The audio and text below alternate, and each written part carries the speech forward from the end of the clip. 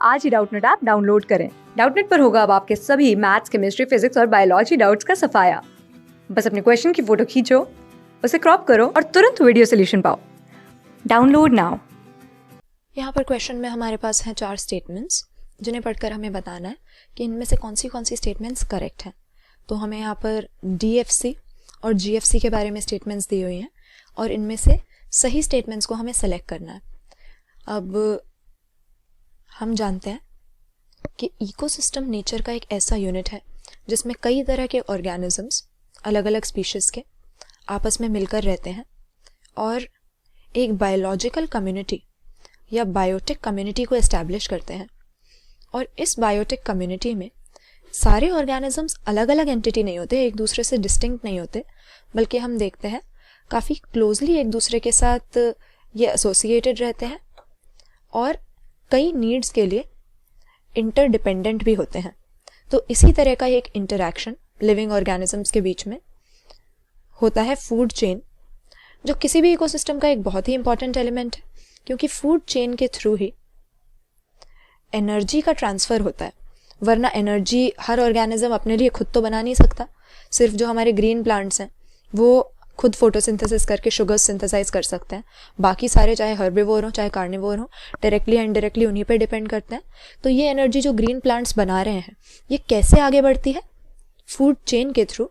ये यूनिडायरेक्शनल वे में, यानी प्रोड्यूसर्स से कंज्यूमर्स की तरफ हमारे इकोसिस्टम में आगे बढ़ेगी। तो यहाँ पर DFC जो दिया हुआ है ये है डेट्राइटस फूड चेन और GFC से हमारा मतलब है ग्रेजिंग फूड चेन। अब ग्रेजिंग फूड चेन तो बहुत ही सिंपल है। सबसे पहले जो हमें फूड चेन के बारे में पढ़ाया जाता है बचपन में, तो एक सिंपल ग्रेजिंग फूड चेन का ही एग्जाम्पल दिया जाता है। क्या फूड चेन है ये? सबसे पहले इसमें हम ले लेते हैं ग्रास, यानी हमारा प्रोड्यूसर, हमारा ग्रीन प्लांट। ग्रास को खा रहा है हर्बिवोर यानी प्राइमरी कंज्यूमर, और इस प्राइमरी कंज्यूमर को खा रहा है सेकेंडरी कंज्यूमर यानी लायन, जिसको हम कार्निवोर भी कह सकते हैं।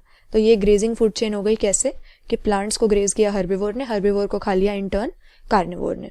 लेकिन हम देखते हैं कि नेचर में हमेशा फूड चेन इतनी सिंपल नहीं होती है और डेट्राइटस फूड चेन अपना एक अलग ही चलती रहती है। डेट्राइटस क्या होता है? हम इकोसिस्टम के अंदर जो डेड और डिकेइंग ऑर्गेनिक मैटर प्रेजेंट है इसको डेट्राइटस कहते हैं, और इसकी डीकम्पोजिशन करने में जो ऑर्गेनिजम्स इन्वॉल्व हैं उन्हें हम कहते हैं कि वो डेट्राइटस फूड चेन का हिस्सा है। तो डेट्राइटस फूड चेन किससे शुरू होती है? Dead and decaying organic matter, जो कि क्या हो सकता है?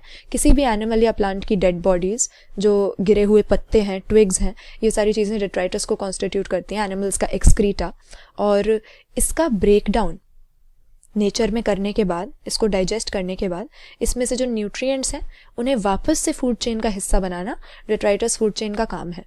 तो सबसे पहले तो लिखा हुआ है कि डेड ऑर्गेनिक मैटर से डेट्राइटस फूड चेन शुरू होती है।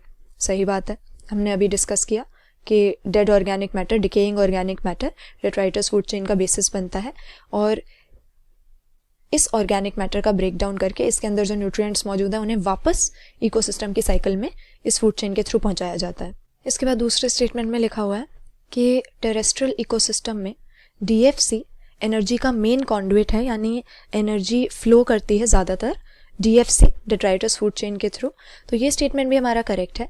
अगर हम एक टेरेस्ट्रियल इकोसिस्टम को एक्वेटिक से कंपेयर करें तो हम यही देखते हैं कि वैसे तो दोनों ही तरह की फूड चेन दोनों ही तरह के इकोसिस्टम में हमें मिलती है, लेकिन टेरेस्ट्रियल के अंदर जो है डेट्राइटस फूड चेन का ज़्यादा काफ़ी सिग्निफिकेंस होता है, क्योंकि हम देखते हैं कि कई तरह के ऑर्गेनिक मैटर को फंजाई, बैक्टीरिया, ये कई तरह के सेप्रोट्रॉफ्स या हेट्रोट्रॉपिक ऑर्गेनिज्म डिग्रेड करते हैं, जबकि किसी एक्वेटिक इकोसिस्टम में ग्रेजिंग फूड चेन की सिग्निफिकेंस हमें ज़्यादा मिलती है। तो पहले 2 स्टेटमेंट्स करेक्ट हैं।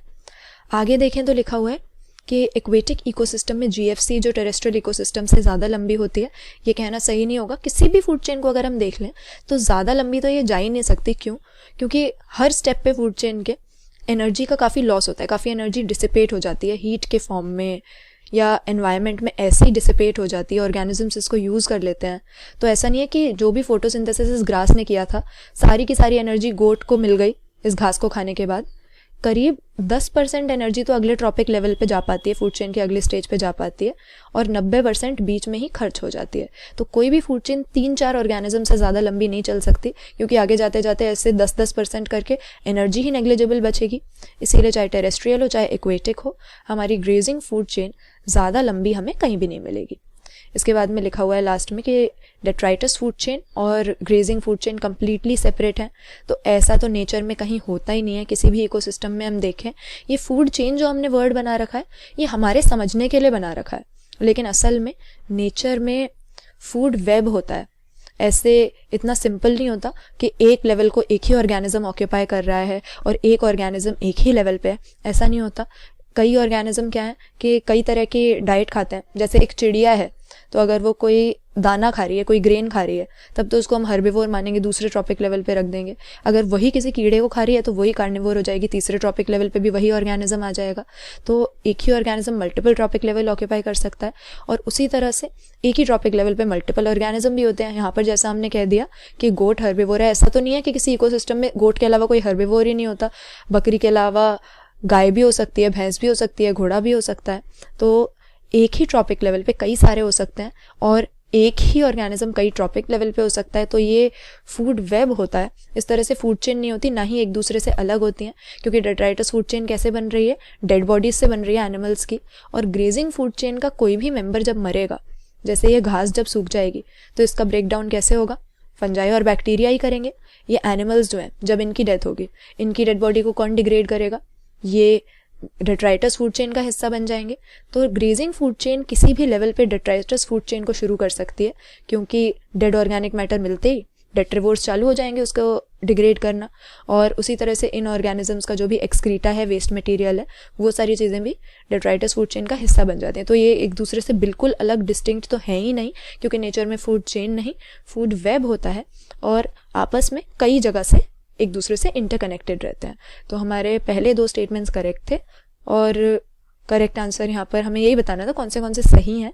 ऑप्शन ए हम कर देते हैं, 1 और 2 करेक्ट है, बाकी 3 और 4 स्टेटमेंट्स इनकरेक्ट हो जाते हैं, क्योंकि कोई भी फूड चेन ज़्यादा लंबी तो होती ही नहीं है, एनर्जी का लॉस होता है हर स्टेप पे इसीलिए।